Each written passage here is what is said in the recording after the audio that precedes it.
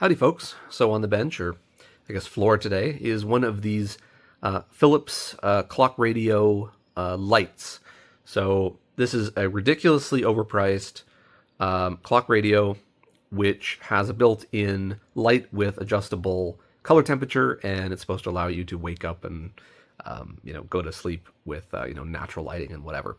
And I've got the model here if anyone's interested. These things are incredibly expensive. I got this thing at a thrift store for like $5 because that's about as much as I think they're worth. And it worked fine for quite a while. And then eventually it would basically, whenever the power failed, it would just not come back.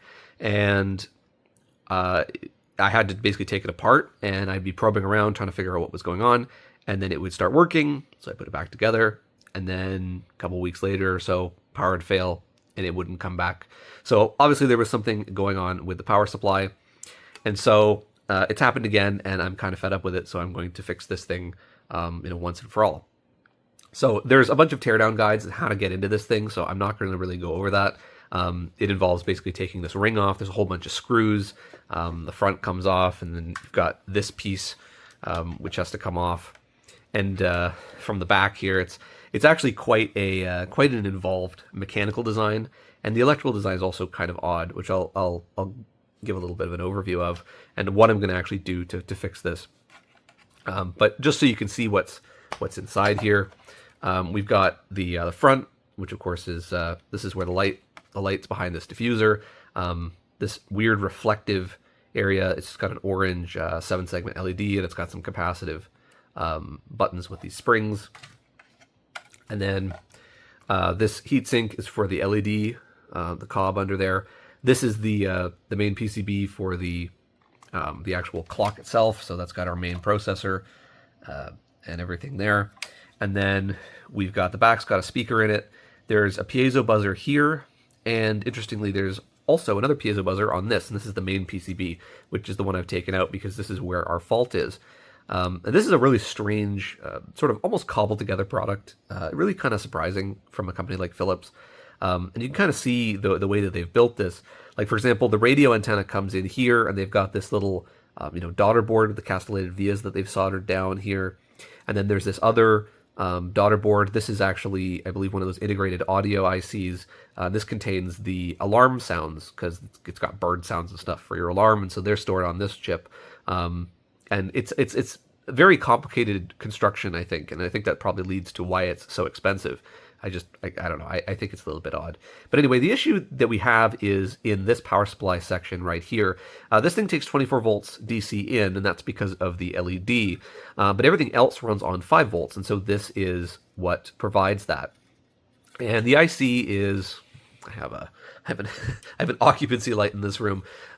Sorry about that. So the IC in here is one of those Chinese DC to DC ICs, which you can buy them, but you can't get a data sheet on them. I do know what the pinout is. I cross-referenced this with some other parts, and I did a bit of reverse engineering, and I found that it's none of the support components. It's definitely this IC. There's something wrong in the bootstrap of this chip. So once it starts, it will stay running, but the bootstrapping doesn't work properly, and it doesn't use like an external bootstrap capacitor or anything like that, because of course it's a DC to DC. So it's not like there's an external passive I can change, and I'm not really going to bother to try and source another one of these parts. I just don't think that's worth it. So instead, what I'm going to do is I'm basically going to replace this with a separate module, and you've probably seen these on Amazon or eBay or whatever. These are very, very common. This particular one is based on the LM2596, and so this is just a DC to DC. It's like a 40 volt max step down to anything down to I think 1.5 volts or so.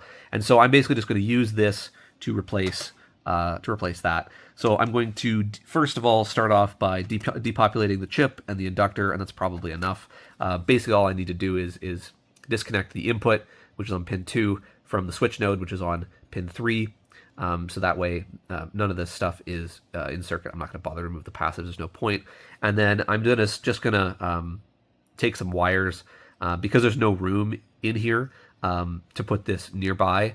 But there's lots of little cavities and stuff. I could put it in here, and that would be fine. I don't run this thing at high brightness for long periods of time. I keep this actually in a bathroom, so it acts kind of like a night light and stuff. So it's I could probably shove it in here. I'll just take some wires, I'll twist them together to try and keep the EMI down, and I'll just mummify this in some Kapton. I've got some really thick Kapton tape here that I can just use, and that'll be my fix because it doesn't cost me anything, because I have a bin of these that I keep for basically this exact reason. This is not an uncommon kind of problem. But anyway, I'll show you what that looks like when it's all done, and that should be the permanent fix for this overpriced clock. It's unfortunate that this is the fault. When you look up problems with these, it's actually generally the driver IC for the LED is the one that blows up on it seems to be a common fault. But I have something totally different. So I guess this one's better because the other one is harder to substitute. This is what it looks like after soldering it in. So I've got the module here. I pre-calibrated it to 5 volts on a bench supply. That's something important to do. And I ended up depopulating the inductor and the diode as well. Not because I had to, but purely because they had nice big pads for soldering the output. Technically speaking, the output is just a through on these boards, so I technically only needed one wire, really, if I wanted to be kind of ghetto on it, but for noise reasons, it makes sense to have both, so I've done that, and I've just connected the input directly across this input filter capacitor. Technically, you also could have probably depopulated these capacitors as well, because there are filters on here, but more is always better. So I've connected this with the ribbon on the back and the output here, and we're going to plug it in, and it's either going to work or it's going to blow up, and you're going to get to find out along with me. I suspect this will be fine, so we will just plug this in, and I'm going to do this with one hand, so bear with me. This might be slightly more difficult than it needs to be.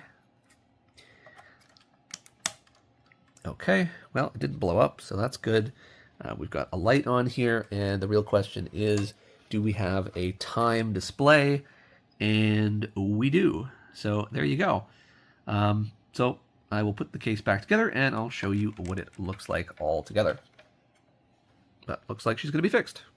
And lastly, here it is, all assembled again, and looking the way it's supposed to. As you can see, we have a clock.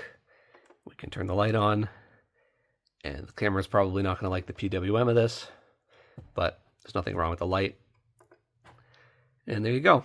And now it works every single time. So I can unplug the power, I can plug the power back in, and it comes back. So actually fixed for the last time. So anyway, hopefully you found that interesting. And as always, thanks for watching.